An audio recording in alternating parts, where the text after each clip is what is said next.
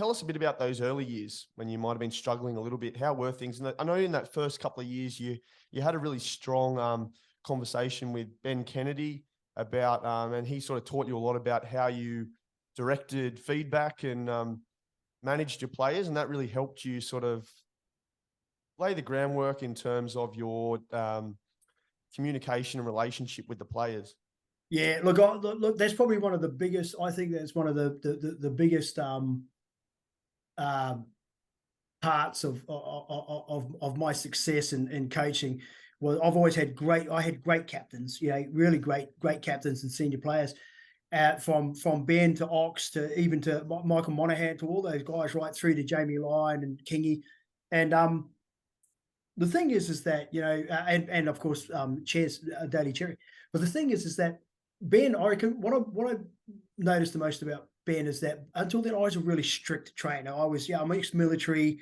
I'm always leading by example. I'm a midget, and they're always after me. And I'm fit and strong and energetic. So we used to go on these runs, and I never run with the pack. I go from front to back, front to back, front to back. Then I'd run ahead, hide, jump out, whatever. I was just, and any of these players will tell you this, And I was at Ox's birthday the other day, and I was with Steve Bell.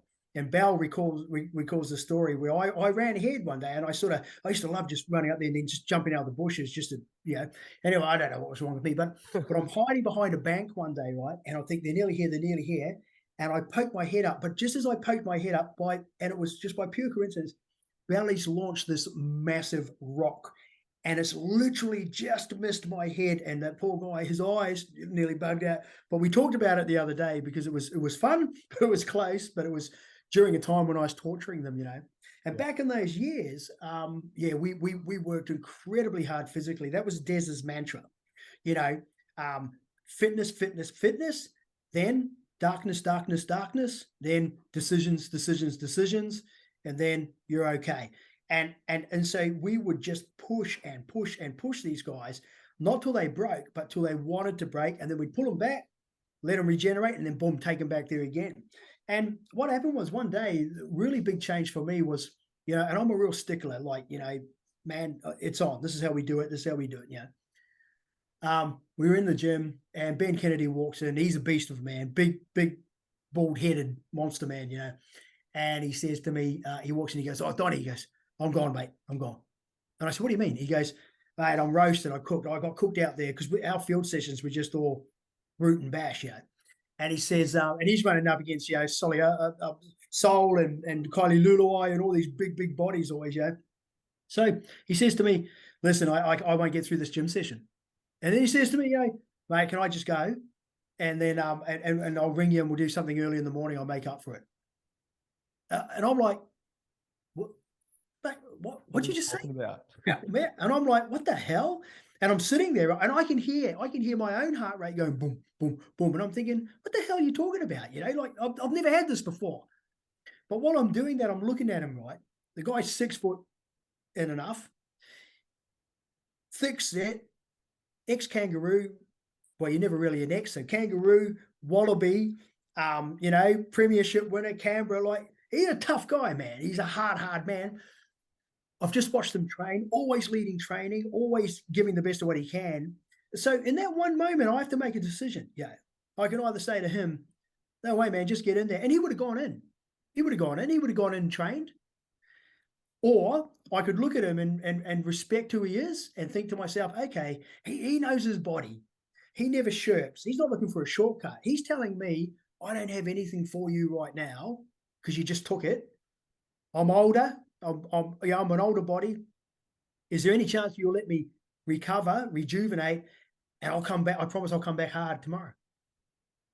So in that moment, thank God I made the right decision. I looked at him and said, "Okay," I said, "do me a favor." I said, because it's probably from my military days, I always work in this chain of command, always have. And I said to him, I can give you that, but you have to clear it with Des. And that's a test for him too. Because, that's the big one, is going to see someone like Des and say, so I said to him, you go to the office now. I'll be back at training. You tell Des that I have said I am okay and I understand and I can see the benefit in what you're doing. And I'll see you tomorrow morning. And If Des says you can go, you can go. I said, but he's the boss, mate. So only one person can let anyone out of training. That's always been my rule. It's always a head coach. No one gets days off. Yeah. And off he went. And then obviously, Des, because Des is a player of the same caliber. So Des made the decision. Well, you know, 9:30 that night, Donny, I'll meet you. Yeah, there goes my phone. I'll meet you. And we're down at Manly Oval training in the morning, and he's just gunning it.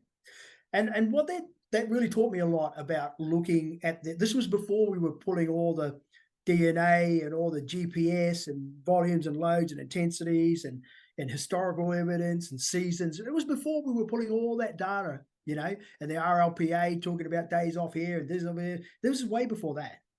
And it was the decision that I got such a positive result out of. And then he led the way for me in that area. So if somebody else was looking, you know, for something out of me, which wasn't work, he was the guy who said, don't play. If you go in there, you better have a really legitimate reason if you go and talk to this guy, because I'd won Ben.